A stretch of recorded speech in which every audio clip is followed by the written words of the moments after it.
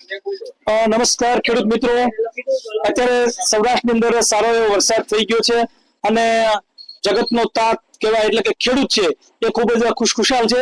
આ વિસ્તારની અંદર ખાસ કરીને બાગાયતી પાકો આ સિવાયના સોયાબીન, મગફળી અને શાકભાજીના પાકો સારા એવા પ્રમાણમાં વાવેતર થાય છે.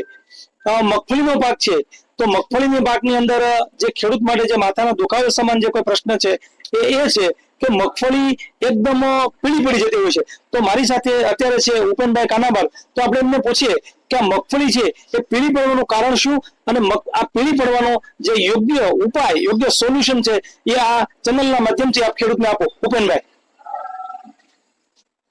આજનો જે પ્રશ્ન છે એ ખૂબ જ અગત્યનો હતો. મગફળી જે પીળી પડે છે આપણે એના માટે સાવિલ કંપનીની એક કીટ બનાવેલી છે. એ કીટની અંદર ફેરસ, નાઇટ્રોજન અને સલ્ફર આવે છે. એકની અંદર તમામ માઇક્રોન્યુટન આવે છે અને યુમિક આવે છે. આ ત્રણ દવાનું કોમ્બિનેશન કરવાથી, સ્પ્રે કરવાથી રિઝલ્ટ ખૂબ જ સારા મળે છે. છેલ્લા 8-10 વર્ષથી અમે રિટેલ વેચીએ છીએ અને હોલસેલ પણ વેચીએ છીએ.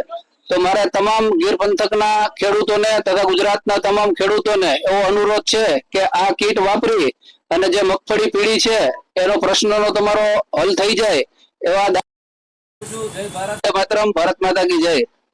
મિત્રો, આ હતા ઉપેનભાઈ કાનાબાર કે એમને મગફળી જે પીળી પડે છે તો પીળી પડવાનો જે યોગ્ય ઉપાય છે એ સૂચ્યો છે. કારણ કે અહીંયાથી રિટેલ પણ થાય છે અને હોલસેલ પણ થાય છે. તો જે વેપારીઓ અહીંયાથી હોલસેલ ભાવે લઈ ગયા હોય છે કે ખેડૂતો લઈ ગયા હોય છે, એમના પ્રતિભાવો અને એમના અનુભવના નિચોડના કારણે એમ કીધું છે કે મગફળી જે પીળી પડે છે એમનો જે યોગ્ય ઉપાય બતાવ્યો છે એ આપણે 3 કોમ્બિનેશનનો જે છંટકાવ છે એનાથી મગફળીમાં સારું એવું પરિણામ મળે છે.